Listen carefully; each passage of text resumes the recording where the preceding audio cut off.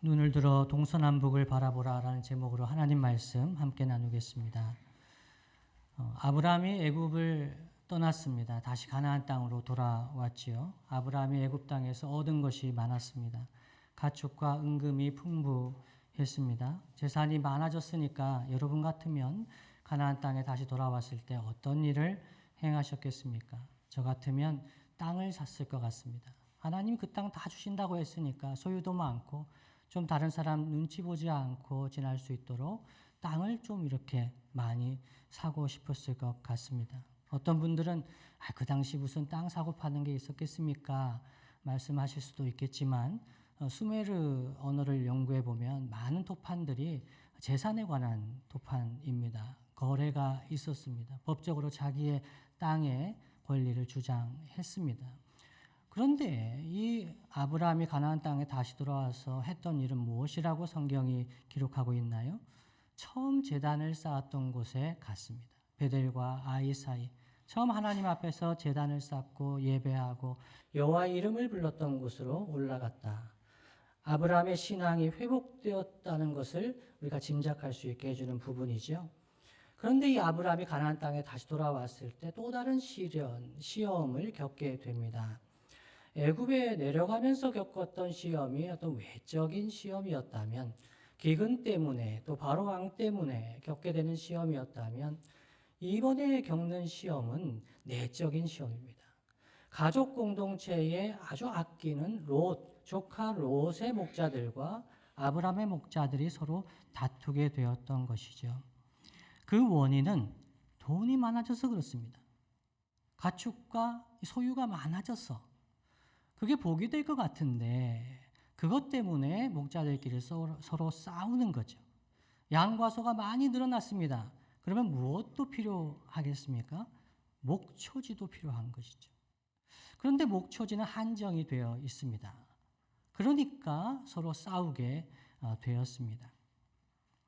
그러면서 우리가 읽진 않았지만 7절 말씀에 보시면 그러므로 아브라함의 가축의 목자와 롯의 가축의 목자가 서로 다투고 또 가나안 사람과 브리스 사람도 그 땅에 거주하였는지라 라고 이 하반절에 가나안 사람과 브리스 사람도 그 땅에 거주하였다. 이것은 이제 설명해 주는 겁니다. 롯의 목자와 아브라함의 목자가 싸우는데 주변에 사람들이 보고 있었다는 거죠. 가나안 사람과 브리스 사람. 지금도 교회에 어떤 일이 있으면, 가정에 어떤 일이 있으면 주변 사람들이 보지요. 예. 그런데 그때 또 어떤 분들이 이렇게 생각을 해요. 조카 롯과 아브라함 목자 사이에 갈등이 있으면 그들이 취약해집니다. 다투고 있을 때 사람들이 공격을 하면 그냥 당할 수 있는 거죠. 그런 상황에 있었다. 여러분 그때 아브라함은 어떻게 대처했다고 합니까? 이렇게 이야기합니다. 우리 한 친족이니까 목자들끼리 서로 다투게 하지 말자라고 하면서 그 다툼을 해결하기 위해서 뭐라고 하죠? 9절 말씀 보시면요. 9절 함께 한번 읽어보겠습니다. 시작. 내 앞에 온 땅이 있지 아니하냐 나를 떠나가라. 나는 좌하리라. 아멘. 떠나가라는 겁니다. 요약해서 말씀드리면. 사실 그냥 사이가 좋으면 목초지가 좀 부족해도 서로 의논하고 삼촌의 목자들이 먼저 풀을 뜯게 하십시오. 저희가 좀 기다리지요. 의논해서 얼마든지 규칙을 정해서 그 갈등을 해결할 수 있었을 텐데 아브라함도 알았던 거죠.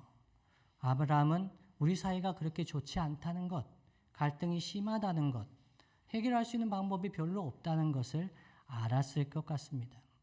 그래서 나를 떠나가라 라고 합니다. 홀로 서기를 선택하는 거죠. 그때 롯도 선뜻 떠나가겠다라고 합니다. 그러면서 이제 자기 원하는 땅을 선택을 합니다. 근데 이럴 때 저는 이런 생각이 듭니다. 제가 좀 이렇게 보수적이어서 그런지 몰라도 아니 어렸을 때부터 자식같이 돌봐준 삼촌인데 빈말이라도 이렇게 말하는 게 좋지 않았을까. 삼촌 절대로 저는 삼촌을 떠나지 않겠습니다. 빈말이라도요. 빈말이라도. 조카 롯을 돌봐줬잖아요. 어렸을 때. 아버지 먼저 여이고. 그랬는데 이 롯이 그렇게 하지를 않는 거죠. 또는 삼촌이 먼저 선택하십시오. 저는 그 다음에 좀 안 좋은 땅을 선택하겠습니다. 라고 하지 않습니다. 더 놀라운 것은 이 롯이 제일 좋아 보이는 땅을 선택했다는 것입니다. 요단 지역 선택을 했습니다. 물도 풍부해 보이고 너무 좋아 보이는 그런 땅을 선택한 것이죠. 이 좌우를 선택하라. 네가 좌하면 나는 우하고 네가 우하면 나는 좌하리라 할 때 이 좌우는요, 히브리어의 좀 독특한 표현입니다. 이 좌라고 되어 있는 이 쉬몰이라는 것이 북쪽을 의미하기도 합니다. 북쪽을 선택하면 우편, 야민은 또 우편입니다. 그래서 네가 북쪽 선택하면 나는 왜 남쪽을 선택하고 네가 남쪽 선택하면 나는 북쪽을 선택하겠다. 저는 아브라함이 조카 롯을 이 약속의 땅 가나안에서 다른 지역으로 가게 하겠다 이런 생각을 하지 않았을 것 같아요. 그냥 이 목자들끼리 다투니까 어차피 약속의 땅 하나님 주신 땅인데 거기서 이렇게 나누어서 잘 지내면 되지 않겠느냐 그런 생각을 할 수도 있었겠다라고 추정할 수가 있습니다. 그런데 롯이 선택한 것은 가나안의 북쪽도 아니고 남쪽도 아니고 요단 동편 지역이었습니다. 저는 이걸 읽으면서 이런 생각이 났습니다. 아이들 데리고 중국집에 가가지고 이제 먹을 때 짜장이나 짬뽕하고 그 다음에 탕수육 하나 시키면 되겠다. 뭐 이런 생각을 나름대로 계획을 가지고 이야기를 하는데 갑자기 이렇게 얘기하는 아이들이 있죠. 나는 잡채밥이요. 이렇게 해버린 모든 계획이 다 틀어지는 계산이 다 돼 있는데 이 잡채밥을 먹어버리면 안 되지 이게 아브라함이 자기 생각이 있었던 거예요. 롯은 자기가 좋은 땅 선택합니다. 10절 말씀. 왜 롯이 요단 지역을 선택했을까? 그 이유를 설명해 주는 게 10절이죠. 10절 한번 다 함께 읽어볼까요? 시작. 이에 롯이 눈을 들어 요단 지역을 바라본즉 소알까지 온 땅에 물이 넉넉하니 여호와께서 소돔과 고모라를 멸하시기 전이었으므로 여호와의 동산 같고 애굽 땅과 같았더라 말씀합니다. 여기서 좀 이해가 안 되는 두 표현이 있어요. 물이 넉넉하고 좋아 보이는 건 알겠습니다. 그런데 그 땅이 여호와의 동산 같고 애굽 땅 같았다. 이건 좀 달라 보이는 표현, 맞지 않는 표현 같습니다. 애굽 땅은 성경에서 이 죄악의 땅, 하나님을 멀리하는 그런 땅 같고 여호와의 동산 에덴은 하나님 계신 그런 좋은 곳인데 어떻게 이것이 함께 기록이 될 수 있었을까 하는 질문이죠. 롯도 애굽에 함께 다녀왔습니다. 이집트의 그 문명을 보았던 거죠. 그 발전된 문명을 경험한 롯이 요단 동편을 보면서 그런 생각이 들었을 것 같습니다. 애굽 땅 같아. 물이 풍부하고 너무 좋아 보인다는 거죠. 그러면서 그 땅이 여호와의 동산같이 보이는 거죠. 하나님께서 허락하시는 것 같아. 하나님께서 주시는 땅 같아. 이런 생각이 드는 거죠. 우리가 사기를 당해 보신 분들은 이것을 잘 아실 거예요. 사기를 당해보면 압니다. 너무 좋아 보입니다. 될 것 같습니다. 확신이 있습니다. 하나님이 인도해 주시는 것 같습니다. 그러다가 이제 사기를 당하는 거죠. 롯이 볼 때 너무 좋은 지역이었다. 그런데 창세기 기자는 두 번이나 반복해서 그 땅이 그 소돔이 있는 요단 동편이 원래 이 땅은 하나님 멸하시기 전이었기 때문에 그렇게 보였다. 그리고 이 13절에 보면 소돔 사람은 여호와 앞에서 악하며 큰 죄인이었다. 이 부정적인 언급을 하고 있습니다. 이것은 이 롯의 선택이 결국 잘못된 선택이었다는 것을 알려주는 복선과 같은 역할을 하는 것이죠. 어쨌든 롯은 눈을 들어서 자기가 보기에 좋은 땅, 그것을 선택해서 갑니다. 이때 여러분 아브라함의 마음은 어땠을까요? 아들같이 함께하던 조카 롯이 떠났습니다. 홀로 서야 됩니다. 마음이 너무 허전했을 것 같습니다. 고향도 떠났고 아버지의 집도 떠났는데 조카 롯도 떠나버렸습니다. 원망스럽지만 어쩔 수 없이 이제는 혼자가 되었습니다. 가장 무력하고 힘들게 느껴질 때 하나님이 이 아브라함에게 하나님의 언약의 말씀을 더 구체적으로, 더 분명하게, 더 그 복을 약속해 주시는 게 이 언약의 말씀이 주어지는 말씀이 14절에서 17절까지 말씀에 기록이 되어 있습니다. 제가 한번 읽어드립니다. 롯이 아브라함을 떠난 후에 강조하는 거죠.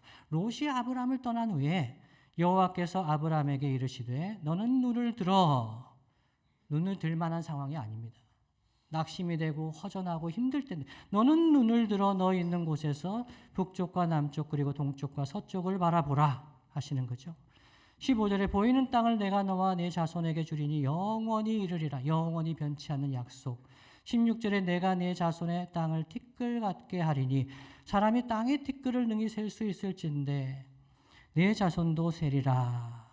그러면서 17절 말씀에 명령하십니다. 너는 일어나 그 땅을 종과 횡으로 두루 다녀보라. 내가 그것을 내게 주리라. 말씀하십니다.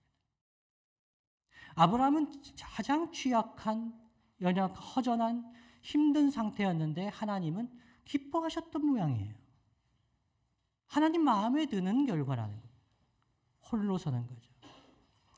그래서 눈을 들어 동서남북을 바라보고 보이는 땅을 다 주신다고. 땅만 주시는 것이 아니라 자손도 주시겠다고.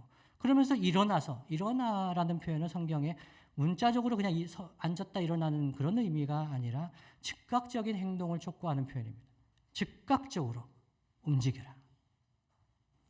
허전하고 위축되어 있는 상황에서 하나님께서 언약을 분명하게 확인해 주시면서 영원한 언약을 말씀하시면서 일어나라. 종과 행으로 다녀보라. 말씀하십니다. 저 같으면 원망할 만도 합니다. 두렵습니다. 사람들 토착민이 많고 여기서 어디를 다니겠습니까? 라고 할 수 있지만 아브라함은 어떻게 합니까? 순종합니다. 장막을 옮겨서 말씀대로 그 지역의 가장 높은 지역으로 갑니다. 18절 말씀이죠. 다 함께 한번 읽어봅니다. 시작. 이에 아브라함이 장막을 옮겨 헤브론에 있는 마므레 상수리 수풀에 이르러 거주하며 거기서 여호와에 위하여 제단을 쌓았더라. 아멘. 아브라함이 헤브론에 정착을 하게 됩니다. 욕심을 가지고 그 땅 동서남북을 바라보면서 그 땅을 달라고 하나님 앞에서 이야기하지 않습니다. 그 약속을 믿고 어디로 나아가야 되는지 바라보며 헤브론 땅으로 나아갔습니다. 그 지역에서 가장 높은 지역이었습니다. 동서남북을 제일 잘 바라볼 수 있는 지역이지만 해발 930m 정도 되는 곳인데 교통의 요지였기 때문에 중심지입니다. 거기서 죽을 수도 있는 그런 위협을 당할 수도 있는 곳입니다. 그러나 아브라함은 말씀을 의지해서 그 땅으로 나아간 거죠. 이 헤브론이 중요한 이유는 이것이 이 아브라함이 헤브론에 정착하고 사라가 죽었을 때 어디에 묻히죠? 저는 보통 답을 드리고 말씀을 드리죠. 헤브론에, 막벨라굴에 묻히게 됩니다. 아브라함이 죽어서 어디에 묻히게 되죠? 헤브론에, 막벨라굴에 묻힙니다. 그 다음에 이삭과 리브가는요, 헤브론에 묻히게 됩니다. 그리고 야곱과 레아도 이 헤브론에 묻히게 되죠. 이 믿음의 조상들이 하나님 말씀에 순종해서 이 헤브론에 올라가고 헤브론 땅에 정착하는 것은 하나님 말씀 순종에 살겠다. 이것을 삶 속에 드러낸 그들의 고백이었습니다. 좋아서 간 것이 아니라는 것이죠. 하나님 말씀 순종해서 간 땅입니다. 그런데 이 헤브론이 구약 성경을 읽으실 때 굉장히 중요하게 눈여겨보아야 할 땅입니다. 아브라함 때 그 땅의 이름이 헤브론이었을까요? 제가 드리는 질문입니다. 똑같은 질문을 챗GPT한테 해봤습니다. 그랬더니 챗GPT가 뭐라고 대답했냐면 예, 아브라함 때도 헤브론과 기럇 아르바라는 이름이 함께 쓰였을 것으로 추정합니다. 이렇게 얘기를 했습니다. 그래서 제가 그건 아닌 것 같은데 라고 몇 가지 이유를 들어서 이야기했더니 챗GPT가 뭐라고 얘기했을까요? 당신의 의견이 맞습니다.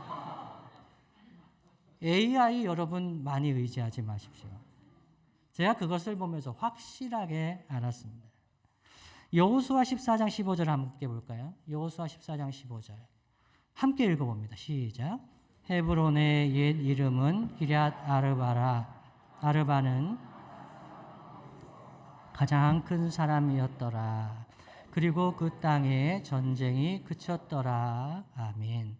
사실 이 아브라함이 헤브론에 갔을 때는 이 갈렙이 헤브론에 올라갈 때보다 한 500여 년 전의 이야기잖아요. 그러니까 이 그때의 기럇 아르바와 지금의 이 헤브론과 동일하다고 볼 수는 없어요. 이 지형의 높이 이런 것은 분명 교통의 요지이기 때문에 토착민이 많이 있었을 것이라고 추정할 수 있을 뿐입니다. 그런데 이 헤브론 지역에 정착해서 막벨라구를 사서 거기에 무덤이 있었다는 것을 그 자손들이 알았을까요? 몰랐을까요? 분명히 알았을 것입니다. 모세가 그것을 전해주었을 것입니다. 알려주었을 것이죠. 이 땅은 하나님 말씀에 순종해서 믿음의 조상 아브라함이 올라가서 정착한 땅이다. 갈렙이 이것을 알았을까요? 몰랐을까요? 갈렙은 약속의 땅으로 가면서 그 산지, 아낙 자손들이 거주하는 땅, 난공불락의 요새 같은 땅, 그 땅에 제가 올라가겠습니다. 그 산지를 주십시오. 아브라함에게 주셨던 믿음을 기억하고 순종을 기억하고 그 땅에 올라가겠다라고 한 것이죠. 그 땅이 그 당시 이름은 기럇 아르바. 제가 이제 전교인 수련회 할 때 말씀드렸듯이 기럇 아르바는 아르바의 도시라는 뜻입니다.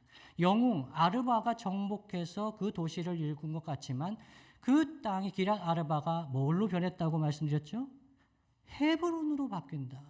헤브론은 연합의 도시, 연맹의 교제의 도시라는 교제의 의미를 가지고 있습니다. 하나님 백성이 그 땅에 가서 하나님과 교제하며 제단을 쌓고 하나님의 이름을 부르면서 그 땅이 마침내 약속의 땅 하나님께서 변화시켜 주실 것을 보여주는 거죠. 북손으로 깔아놓고 있는 거죠. 그래서 갈렙이 그 땅에 나아가서 이 산지를 주십시오.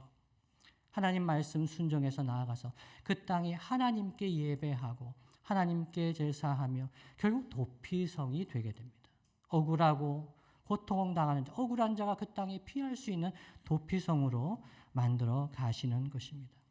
이렇게 아브라함은 재산과 소유의 많은 것 때문에 겪은 그 내부의 갈등, 그 시련을 말씀에 대한 순종으로 이겨냅니다. 내 친척 본토 아비집을 떠나라고 하셨지 않습니까? 갈대아 우르에서 하란에서 친척을 떠나라고 하셨는데 아브라함은 친척을 못 떠나고 있었습니다. 조카 롯을 떠나지 못하고 있었던 거죠. 그러나 어찌되었든 그 조카 롯을 떠나게 되었을 때 하나님 말씀에 대한 순종의 지평이 넓어졌을 때 하나님 약속도 그만큼 분명하게 주어지게 됩니다. 하나님의 분명한 약속을 보면서 두려울 때, 힘이 빠져 있을 때 그는 하나님 명령에 순종하여 눈을 들어 동서남북을 바라보았습니다. 자기 마음에는 바라볼 수 없는 때입니다. 믿음으로 바라보려고 그런 때가 아닙니다. 두려운데 말씀에 순종해서 그 지역의 중심지 헤브론으로 하나님과의 교제의 제단을 쌓으며 나아갔습니다. 오늘 말씀 우리의 삶 가운데 적용해 본다면 전 두 가지 생각해 보기를 원합니다. 첫 번째는요. 우리가 같은 것을 바라보아도 어떤 눈으로 바라보는가 하는 것이 중요합니다. 롯도 눈을 들어 바라봤습니다. 아브라함도 눈을 들어 바라봤습니다. 두 표현이 같은 표현이 등장합니다. 눈을 들어 바라본다. 성경에서 눈을 들어 바라본다는 것은 주의 깊게 바라보는 것을 의미하는 동시에 때로는 관점과 대상을 바꾸는 것을 의미하는 맥락에서 사용됩니다. 예를 들면 시편 내가 산을 향하여 눈을 들리라. 나의 도움이 어디서 올까? 나의 도움은 천지를 지으신 여호와에게서로다라고 할 때 내가 산을 향하여 눈을 드는 것은 내 주변에 있는 원수와 대적과 어려움의 고난의 일들이 협협이 쌓여 있습니다. 그런 가운데 눈을 들어 산을 향하여 눈을 듭니다. 왜요? 나의 도움이 어디서 올까? 저 산이 변치 않는 것처럼 하나님의 약속이 변치 않는데 나의 도움이 되시는 하나님께 눈을 들어 바라보는 겁니다. 같은 것을 같은 상황에 있더라도 믿음의 눈을 들어 바라본다는 것은 아브라함이 그때에 바라보았던 것처럼 하나님이 계신 것을 믿고 하나님 뜻에 순종하면서 하나님께서 상 주심을 바라면서 바라보는 것을 의미합니다. 시편 11장 6절 말씀 다 함께 한번 읽어보겠습니다. 시편 11장 6절 말씀 함께 읽습니다. 시작. 믿음이 없이는 하나님을 기쁘시게 하지 못하나니 하나님께 나아가는 자는 반드시 그가 계신 것과 또한 그가 자기를 찾는 자들에게 상 주시는 이심을 미워할지니라. 아멘. 믿음의 사람들은 똑같은 상황을 경험하는데도 하나님이 계신 것을 믿고 바라봅니다. 하나님 계시고 하나님께서 도우신다는 믿음으로 바라봅니다. 그래서 광야 같은 황무지에서 제단을 쌓을 수가 있는 거죠. 사람들은 그 황무지를 버립니다. 왜냐하면 믿음의 눈이 없기 때문입니다. 믿음의 눈으로 바라보는 사람은 현재의 모습보다 하나님의 뜻에 귀를 기울입니다.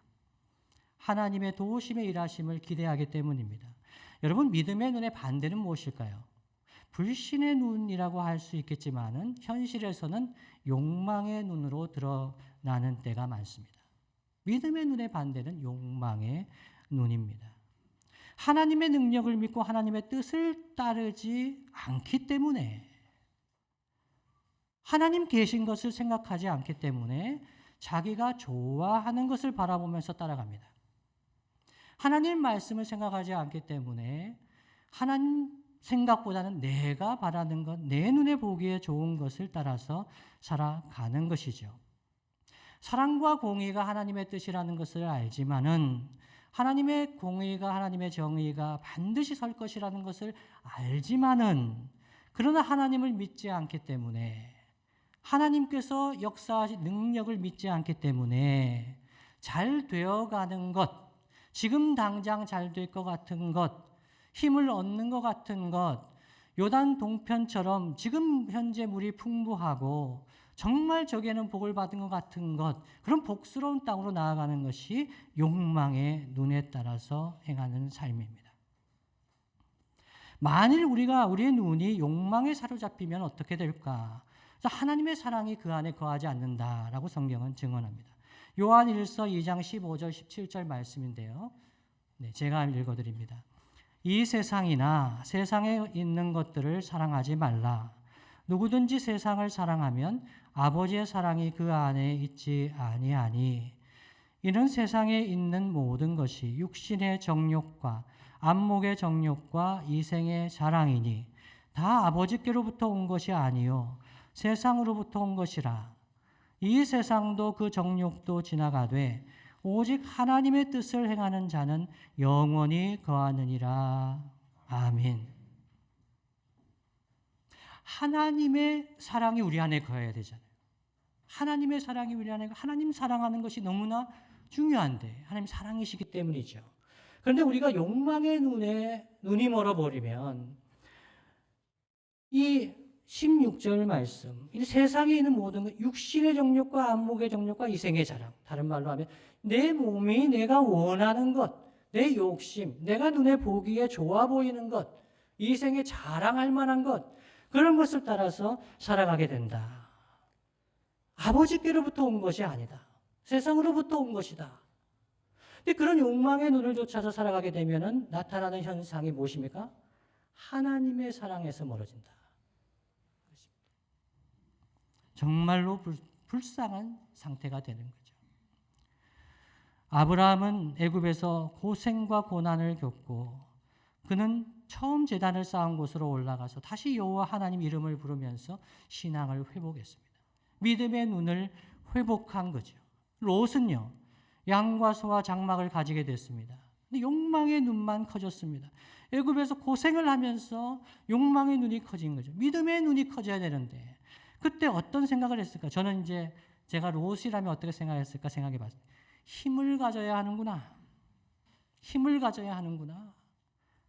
돈이 많아야 되는구나. 소유를 많이 모아야 한다는 생각을 했을 것 같습니다. 결과적으로 롯은 어떤 곳을 선택합니까? 복스러운 곳을 선택합니다. 지금 당장 내가 복을 받을 것 같은 땅을 선택합니다. 자기의 눈에 보기에 좋은 땅을 선택하게 됩니다. 자기한테 복이 될 만한 땅이죠. 이렇게 욕망의 눈을 가진 사람은 하나님이 보이지 않습니다. 하나님의 사랑이 보이지 않습니다. 느껴지지가 않습니다. 자기의 보기에 좋고 자랑할 만한 것을 따라 사는 삶이죠. 그래서 우리는 믿음의 눈으로 우리가 살아가는가, 아니면 욕망의 눈에 사로잡혀 살아가는가, 우리는 우리의 가슴에 손을 얹고 하나님 앞에서 생각해 봐야 합니다. 두 번째는요, 하나님이 왜 이 믿음의 눈으로 바라보는 훈련을 시키시는가? 복이 되게 하시기 위해서입니다. 복이 되려면 믿음의 눈으로 바라볼 수 있는 훈련을 받아야 합니다. 이렇게 이야기하니까 이런 생각을 하는 청년들이 있을 것 같아요. 제가 옛날에 이런 생각을 했습니다. 목사님, 복스러운 것을 선택하지 말고 자꾸 복이 되라고 하시는데 도대체 우리한테 무슨 능력이 있다고 복이 될 수가 있겠습니까? 제가 복이 되려면 좀 큰 시험에도 합격하고 고시 패스 정도는 하고, 그리고 돈이 한 10억 정도는 있어야 돈을 만들고, 건물 정도는 있어야겠고, 뭐 제가 복이 되려면 제가 뭘 가져야 복이 될 수가 있지 않겠습니까? 뭐 가진 것도 없는데, 능력도 없는데, 소유도 없는데 복이 되라고 하시면 그런 무슨 허황된 이야기입니까? 이렇게 생각할 수가 있습니다. 여러분, 한편 맞습니다. 지혜로우신 생각입니다. 우리가 가진 것만 생각하면 우리에게는 복이 될 능력이 없다는 것을 우리는 깨닫게 됩니다. 내가 가진 것으로 도대체 몇 사람에게 복이 될 수 있겠습니까? 제가 행정학과 공부할 때 고시 패스를 해가지고 제가 고위공직자가 되면 제가 몇 명을 먹여 살릴 수 있을까 생각해 본 적이 있습니다. 그랬더니 어떤 결론을 얻었다고요? 부정한 돈을 받지 않는 이상 나 혼자 살기도 힘들겠다. 고시 패스하면 많은 사람들이 저한테 와가지고 도와달라고 할 텐데 나는 내 형제도 도와줄 힘이 없구나. 어떤 게 전제죠? 부정한 돈을 받지 않는 이상. 당초 그냥 그때 때려쳤습니다. 복이 되려면 내가 무엇을 가져서 내가 내 능력으로 복이 된다고 하는 생각을 버려야 합니다. 애당초 우리에겐 복이 될 능력이 없습니다. 그래서 보통 사람들은 이렇습니다. 가난하고 능력이 없으면 위축되고 낙심됩니다. 내가 무슨 다른 사람을 도와주는가? 내 앞가림도 잘 못하는데. 또한 소유와 능력이 생기면 어떻게 됩니까? 다른 사람들 많이 도와줍니까? 여러분 그런 분들 보셨습니까? 예, 도와주는데 아주 조금 도와주고 생색을 냅니다. 만나보셨습니까? 사람이 그렇습니다. 사람에게는 애당초 능력이 없습니다. 가난하고 능력이 없으면 위축되고 비굴해지고, 좀 뭔가 가지게 되면 교만하고 거만해집니다. 그래서 우리는 하나님의 능력을 받아야 됩니다. 하나님의 능력이 있어야 우리가 믿음의 눈으로 하나님의 말씀에 순종하여 살아갈 수가 있습니다. 하나님은 아브라함이 롯과 헤어졌을 때처럼 참 힘이 빠지고 두려울 때 오히려 눈을 들어 동서남북을 바라보라고 하셨습니다. 역설이죠. 신앙의 역설입니다. 내가 힘이 빠질 때, 내가 연약할 때 하나님은 오히려 네가 강하다고 하십니다. 너에게 능력을 주겠다고 말씀하시는 거죠. 우리가 의지하는 것을 내려놓을 때 하나님은 우리에게 더 분명하게 약속을 해 주시는 것이죠. 사람은 잘 될 때, 자신이 있을 때 여기저기를 바라봅니다. 자기가 능력이 있을 때 이 사람 저 사람을 바라봅니다. 이 땅 저 땅을 찾아다닙니다. 능력이 있을 때 그렇게 사람은 그렇게 합니다. 그러나 믿음의 사람은 가난해도 무능해도 위축되거나 낙심하지 않습니다. 믿음의 사람은 부유하고 능력이 있어도 교만하거나 자만하지 않습니다. 왜냐하면 하나님을 경외하기 때문입니다. 빌립보서 4장 11절로 13절 말씀 다 함께 한번 읽어볼까요? 함께 있습니다. 시작. 내가 궁핍함으로 말하는 것이 아니니라. 어떠한 형편에든지 나는 자족하기를 배웠노니 풍부에 처할 줄도 알아. 모든 일, 곧 배부름과 배고픔과 풍부와 궁핍에도 처할 줄 아는 일체의 비결을 배웠노라. 내게 능력 주시는 자 안에서 내가 모든 것을 할 수 있느니라. 아멘. 사도 바울은 궁핍했습니다. 빌립보 감옥에서 가택연금 상태에 있을 때 빌립보의 성도들에게 기뻐하라고 하면서 말씀을 전하는 거죠. 궁핍함으로 말하는 것이 아니라 나는 어떠한 형편에든지 자족하는 법을 배웠다 하면서 비천에 처할 줄도 알고 풍부에 처할 줄도 안다. 지금 같으면 가난하다고 하나님 원망하지 않고 범죄하지 않고 내가 세계에서 가장 부유한, 가장 화려한 곳에 있다 하여도 범죄하지 않는다. 내게 능력 주시는 자 안에서 내가 모든 것을 할 수 있느니라 말씀합니다. 우리가 능력이 있어서 하나님 나라 복음이 증거되고 힘을 얻는 것이 아니고 우리가 능력이 없어서 하나님 나라가 막히는 것이 아닙니다. 내게 능력 주시는 자 안에서 내가 모든 것을 할 수 있다. 믿음의 눈으로 바라볼 때 하나님의 능력을 바라보게 되고 하나님 약속을 신뢰하게 됩니다. 그래서 고린도후서 6장 10절에 이렇게 고백하죠. 근심하는 자 같으나 항상 기뻐하고 가난한 자 같으나 많은 사람을 부유하게 하고 아무것도 없는 자 같으나 모든 것을 가진 자로다 말씀합니다. 믿음의 눈으로 바라보는 훈련을 하는 성도들이 이러한 눈을 가지게 됩니다. 따라서 우리에게 능력을 주시는 주님 안에 거하면 가난해도 복이 될 수 있습니다. 풍부해도 복이 될 수 있습니다. 그래서 아브라함은 하나님의 영원한 약속을 신뢰하고 동서남북을 바라보았습니다. 일어나서 종과 행으로 두루 다녀보라고 하셨을 때 순종하여 헤브론으로 나아갔습니다. 그 땅은 비록 복스럽게 보이지 않았습니다. 요단 동편에 비해서 척박한 땅이었습니다. 그러나 그 땅에 정착하며 하나님 앞에 예배했습니다. 하나님 명령에 순종했습니다.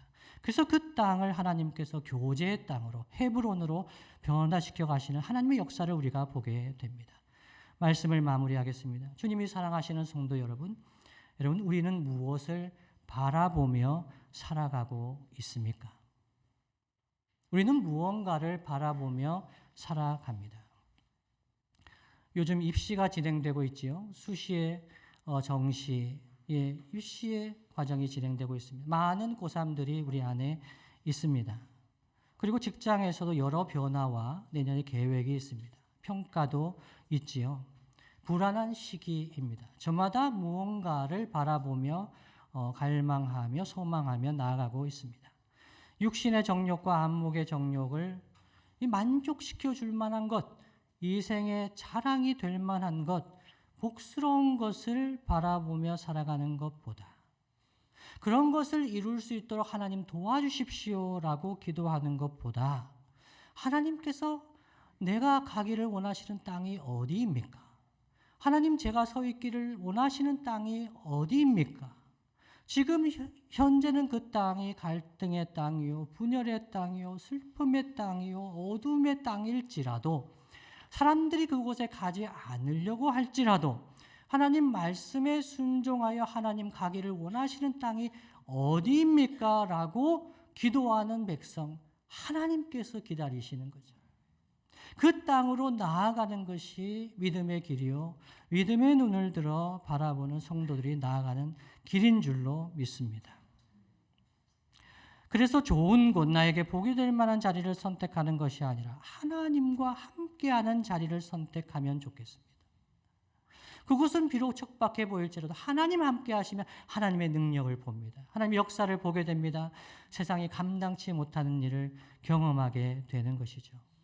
제가 2017년에 고려신학대학원에 편입을 했습니다. 입학을 한 입학식에서 그때 학장님 그렇게 설교를 하셨습니다. 믿음의 길을 걸어가라. 사람들이 가지 않는 길을 걸어가라. 그렇게 설교를 하셨습니다. 제가 얼마나 마음속에서 욕이 나왔는지 모릅니다. 제가 미국에 갈 때 그랬습니다. 개척교회 한다고 와서 도와달라고. 저는 그냥 평신도였기 때문에 순종하는 마음으로 갔습니다. 500불 사례 받으면서 1200불 교회에 헌금하면서 그렇게 있었습니다. 제가 한 6년 사역하면서 생각했습니다. 이 바보 같은 짓이구나. 그런데 신대원에 입학했는데 그 얘기를 하시는 겁니다. 마음에 욕이 나왔습니다. 실제로 그렇게 사는가?